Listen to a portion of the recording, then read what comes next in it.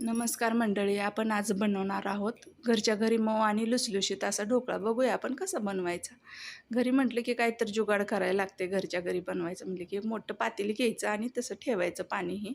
मी इडलीचं पीठ घेतले बरं का. इडलीचं पीठ 2 वाट्या घेतले, बेसन अर्धी वाटी घेतली, साखर 1 चमचा टाकायची, मीठ टाकायचं आपल्या अंदाजाने, म्हणजे आपल्याला किती जास्त कमी लागते त्याच्यावर आहे. एक मोठा चमचा तेल घ्यायचं. 2.5 वाटी मिश्रण म्हणलं की 2.5 वाटीच तेल पण लागणार आपल्याला. हे मिक्स करून घेऊया आता आपण. थोडासा मी पिवळा कलर टाकायचा याच्यात आणि थोडी बेकिंग पावडर टाकली.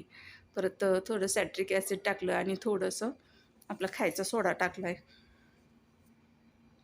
जरासं मोठंच आहे बरं का हे इडलीचं पीठ असल्यामुळं, पण ढोकळा खूप छान होतोय. आम्ही असं इडलीचं पीठ असंही दळून आणतो आणि आपल्याला कधी इडली करायची झाली की नाही, आदल्या दिवशी भिजत घालायचं आणि इडली दुसऱ्या दिवशी करायची. ठेवलं आहे बघा. आता हे आपण जसं सेम करतो ना तसं सगळं करायचं.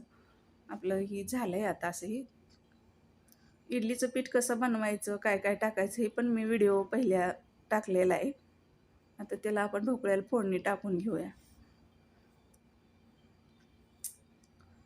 किती छान असा कलर पण छान आलता आणि मऊ पण असा झालता. खूप जाळी पण पडली होती. फोडणी टाकून घेऊया. गोड पाणी करायचं त्याच्यावर टाकायला थोडंसं साखरेचं. त्याच्यात पण मीठ थोडंसं टाकायचं चवीसाठी, मग पाणी छान लागते. सगळं मी उलटं करून घेतल्या बरं का वड्या कापून, आणि मग त्याच्यावर पाणी घातलं.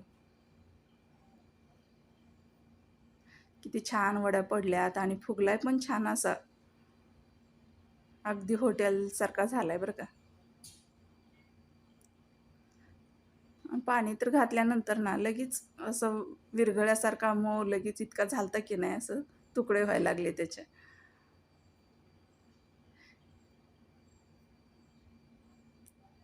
असं सगळं आता उलट्या करून घेऊया आणि त्याच्यावर पाणी घालायचं, गोड पाणी. मुलांना तर खूप आवडला.